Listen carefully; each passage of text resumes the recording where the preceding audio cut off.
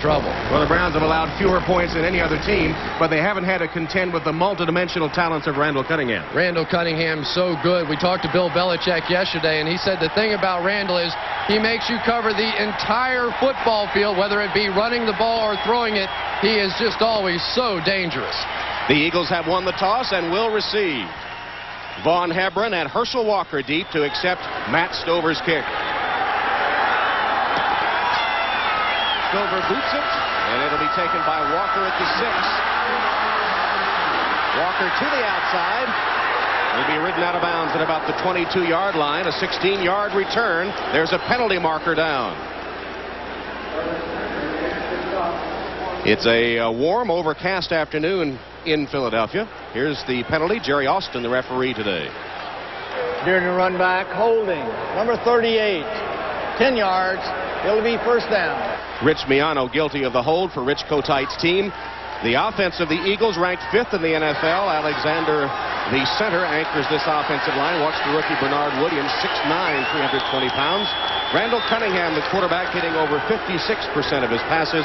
Barnett, the top receiver. Hebron starts today for Charlie Garner. And on passing down, Victor Bailey, the third wide receiver.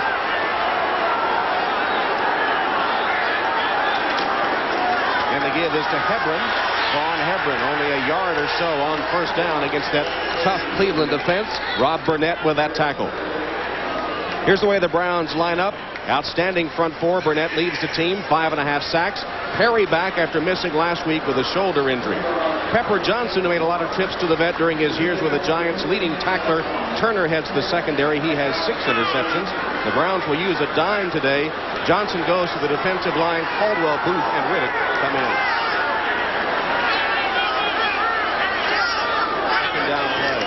Randall Cunningham for his first pass. Off the hands and almost intercepted. Did they get it on the second time? One official says no. Now they do say no interception. Antonio Langham almost had the pickoff as it bounced off the hands of Mark Bavaro. Mark Bavaro may be hurt on the play.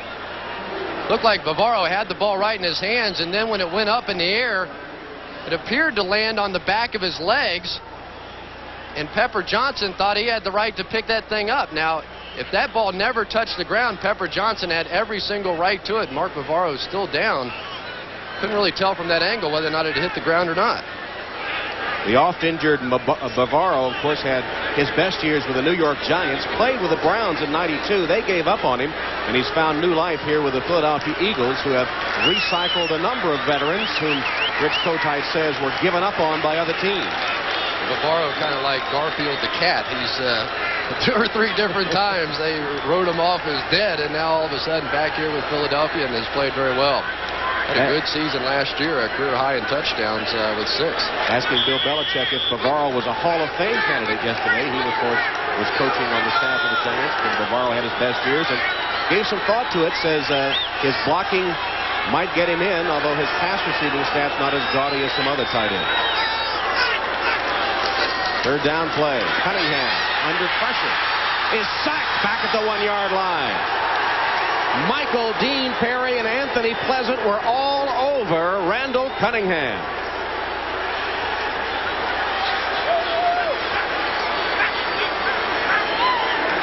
Michael Dean Perry right here is going to come in with his spin move, and I believe that's his first sack of the season. A very quiet year so far for Michael Dean, but try as he might, Randall could not get away from the big guy.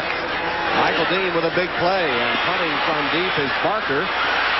The dangerous Eric Metcalf dodging, dashing to the outside and tripped up at the 18-yard line. It was an 18-yard return after the punt only traveled 38.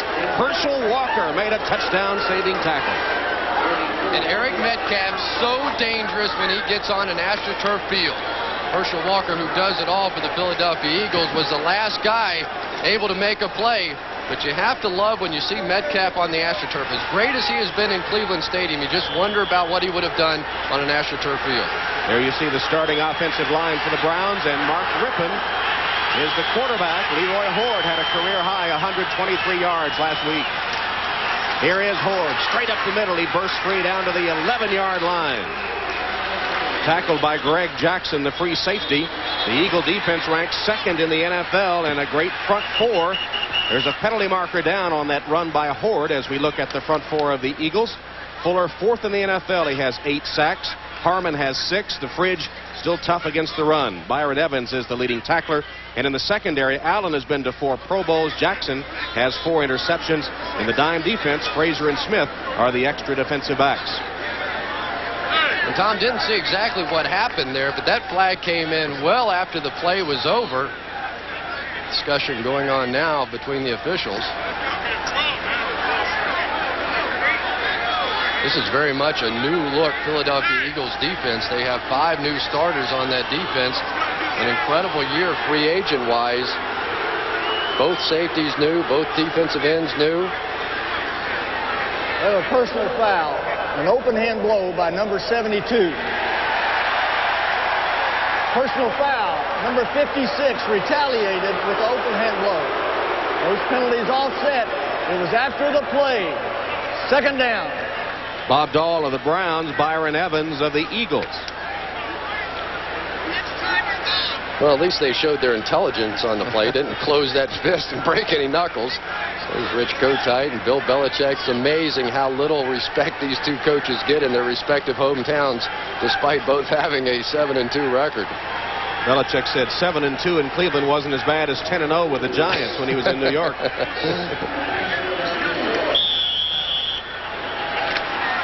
So Mark Rippon, who made many trips to the vet when he was a member of the Washington Redskins, facing a 2nd and 4 from the 12 of the Eagles. Scoreless first quarter. Leroy Horde dodged one man at the line of scrimmage and plows straight ahead inside the 5 to the 4-yard line with Byron Evans and William Tongas hanging on for dear life. And what a difference Leroy Horde has made for the running game of the Cleveland Browns.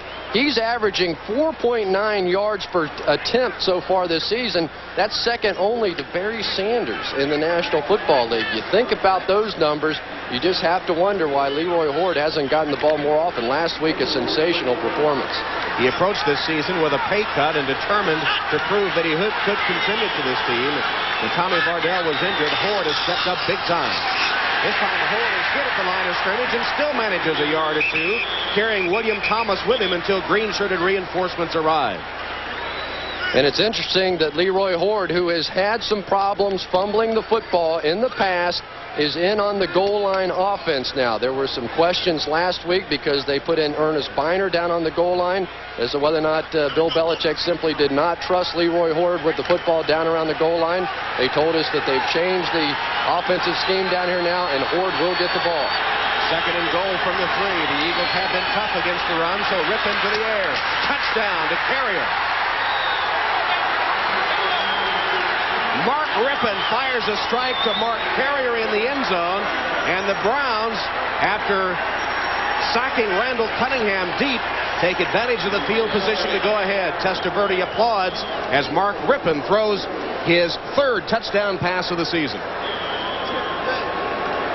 Great poise shown that time by Mark Rippon. It looked like they tried to hit Leroy Horde in the flat. It was not there. He stayed with it, came up with a touchdown. And a little bit of an unusual formation. They sort of lined up, spread out as if they might go for 2, and now they will go for the extra point kick. Matt Stover from the hold by Tom Tupa. And Stover's kick is true. So the Cleveland Browns, taking advantage of an excellent defensive play, come back to get the first score of the game. 7-0 Cleveland. Mark Rippon, who is most valuable player in Super Bowl 26, fell from favor with the Redskins and was run out of Washington faster than a Democrat. He's found a home in Cleveland. Mark Carrier really just trying to find a hole in the defense there. William Fuller was backed up into coverage, and obviously no match for Mark Carrier. Just a matter of finding a hole in the zone, and Rippon doing a nice job staying with it. Faster than the Democrats. Matt Stover set to kick off for the Cleveland Browns, who have taken a 7-0 lead on the Eagles. Hebron and Walker are deep. And thanks to that Cleveland defense, specifically Michael Dean Perry for the sack, that gave him great field position. Hebron backpedals to the 2. Finds a seam up the middle, and Hebron Hebron bursts free for a moment. He's to the 35-yard line where he's finally tackled by Booth. Isaac Booth saved it, but it went 33 yards on the Hebron kickoff return. Von Hebron, who's getting a chance to play, some feel, and I feel, because Charlie Garner had a case of fumbleitis last week against Arizona. You can see that he's become a very determined runner. He had some problems with fumbles last year in his rookie season, but gained about 10 to 15 pounds during the offseason and doing a better job hanging on to the ball. He's the lone setback on this first down play from the 35. In the flat to Hebron. Can't get away from that tackle. Frank Stams collared him around the shoulders, took him down. It's interesting. I was talking to Nick Saban, the defensive coordinator, just before the ball game for the Cleveland Browns, and he said when you watch Randall Cunningham and this Philadelphia offense, they either go deep or they throw it very short. You very seldom have to defend that 10 to 20-yard range against this Eagles offense. No gain on first down.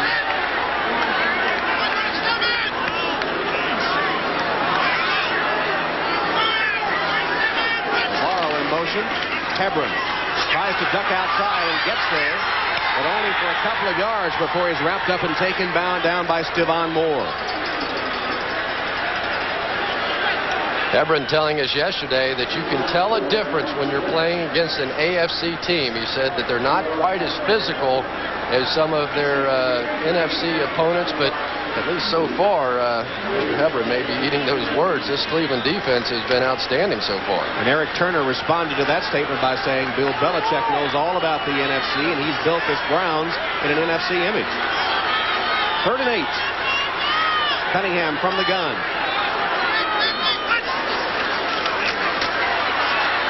Pass is complete, but short of the first down. Calvin Williams wrapped up and spun down by Eric Turner.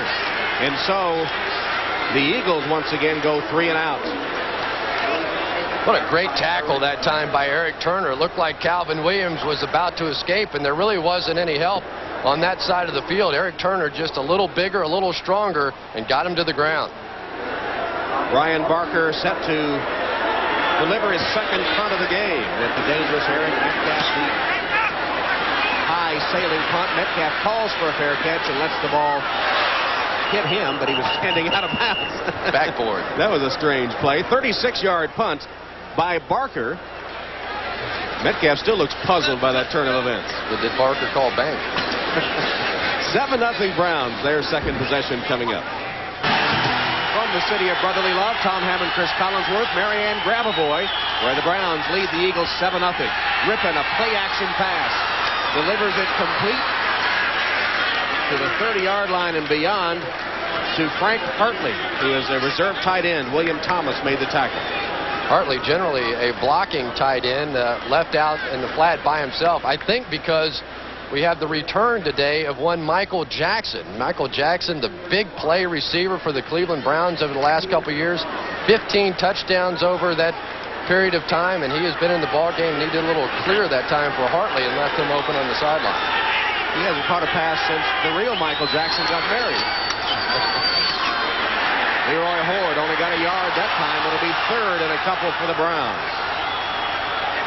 Eagles acting like Horde may have given up the football. And you know they're going after it. Leroy is such a determined running back. We talked about the fumbling a little bit yesterday. He said that he really doesn't think about it, but when he does, he doesn't fumble. When he just gets into the flow of the game and he starts running a little wild, a little crazy, sometimes it has a tendency to get away from him, but if he concentrates on it, he really doesn't fumble the ball. You saw his right arm all bandaged up, still struggling with a bicep problem. Jackson in the game. Horde is out on 3rd and 2. Collision up front and the flags fly. Well, once the fridge gets a little forward momentum going.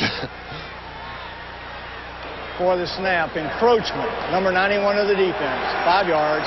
That's a first down. Andy Harmon drawn offside, and a gift first down for the Cleveland Browns. And Andy Harmon playing for the first time with a smaller cast on his right thumb. See more than one guy jumping off sides there, but Harmon happy to have that big bulky